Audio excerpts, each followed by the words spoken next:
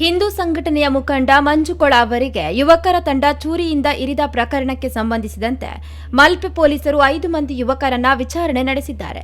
ಕೃತ್ಯ ವೈಯಕ್ತಿಕ ಕಾರಣಗಳಿಂದ ನಡೆದಿದ್ದಾಗಿ ಉಡುಪಿ ಎಸ್ಪಿ ಹರಿರಾಮ್ ಶಂಕರ್ ತಿಳಿಸಿದ್ದಾರೆ. ಮಲ್ಪೆ ಬೀಚ್ ಸಮೀಪ ನಡೆದ ಚಾಕುದಾಳಿ ಪ್ರಕರಣದಲ್ಲಿ 4ರನ್ನು ಮಲ್ಪೆ ಪೊಲೀಸರು ಬಂಧಿಸಿದ್ದಾರೆ. ಕಾನೂನಿನ ಸಂಘರ್ಷಕ್ಕೊಳಗಾದ ಬಾಲಕನನ್ನು ವಶಕ್ಕೆ ಪಡೆದು ಬಾಲ ನ್ಯಾಯ ಮಂಡಳಿಗೆ ಹಾಜರುಪಡಿಸಲಾಗುತ್ತಿದೆ.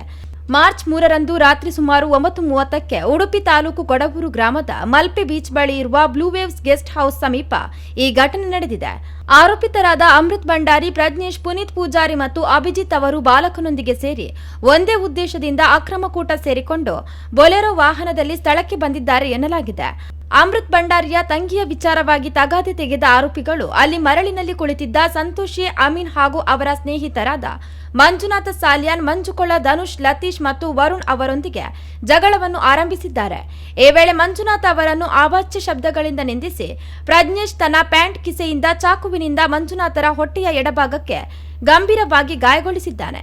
ಇದೇ ವೇಳೆ ವರುಣ್ ಮತ್ತು ಲತೀಶ್ ಅವರಿಗೂ ಚಾಕುವಿನಿಂದ ಗಾಯವಾಗಿದ್ದು, ತಡೆಯಲು ಬಂದ ಸಂತೋಷ್, ಧನುಷ್ ಸೇರಿದಂತೆ ಇತರರಿಗೂ ಕೈ ಹಾಗೂ ಕಾಲಿನಿಂದ ಹಲ್ಲೆ ನಡೆಸಿ ಜೀವ ಬೆದರಿಕೆ ಹಾಕಿ ಆರೋಪಿಗಳು ಸ್ಥಳದಿಂದ ಪರಾರಿಯಾಗಿದ್ದರು.